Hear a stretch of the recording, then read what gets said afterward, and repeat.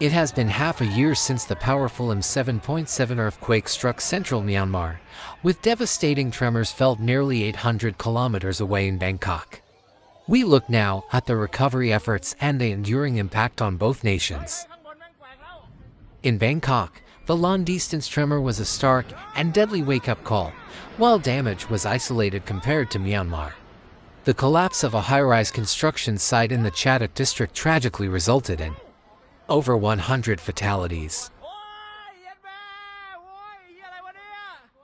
The disaster shifted the national conversation in Thailand. The high-profile building collapse, attributed to the shallow geology of the city and potential structural weaknesses, immediately put the spotlight on urban resilience. 6 months later, there has been a significant push for more rigorous enforcement of existing building codes and calls for comprehensive, transparent structural assessments across the capital, particularly for older high-rise and new construction projects. The Thai government is reviewing its disaster preparedness plans, acknowledging that far-field seismic events pose a greater risk to the capital than previously prioritized. The emphasis is now on stronger, long-term investments in risk reduction and increasing public awareness. The question for Bangkok remains, how quickly and thoroughly will these lessons translate into actual, protective structural changes?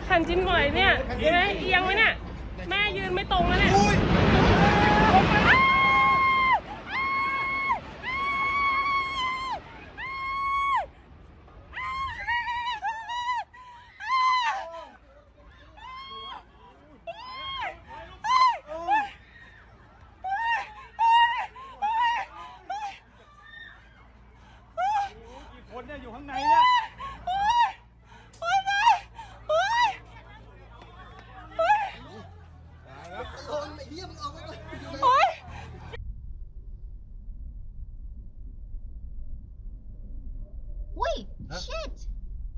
The whole building collapsed. Holy shit.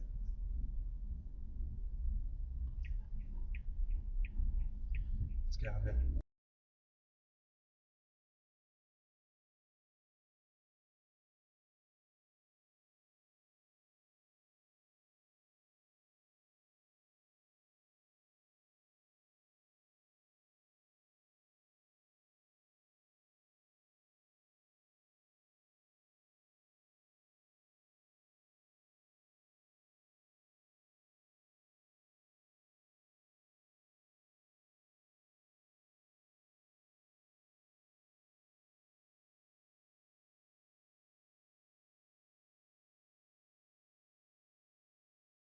Its shallow depth, the quake generated intense shaking, affecting Myanmar and several neighboring countries.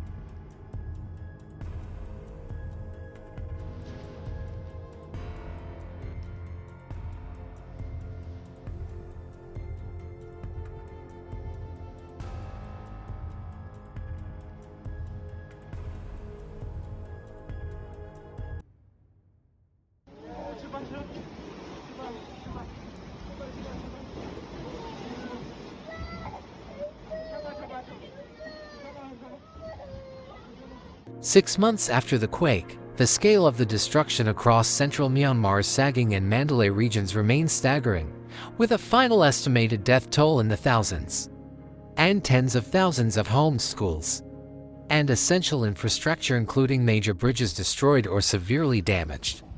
The recovery has been a struggle against immense odds.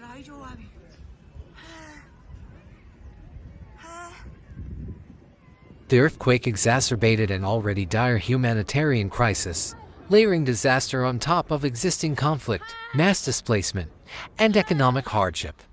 The UN estimates that nearly a third of Myanmar's population requires humanitarian assistance due to the combined crises.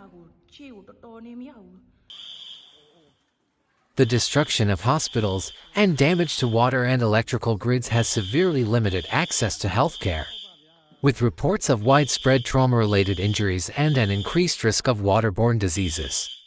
Many affected communities are still living in overcrowded, temporary shelters.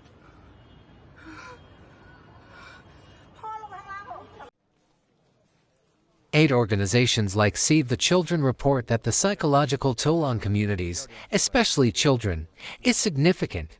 The fear still lingers, as one teenager in Mandalay put it, with anxieties triggered by loud sounds and the sight of damaged buildings.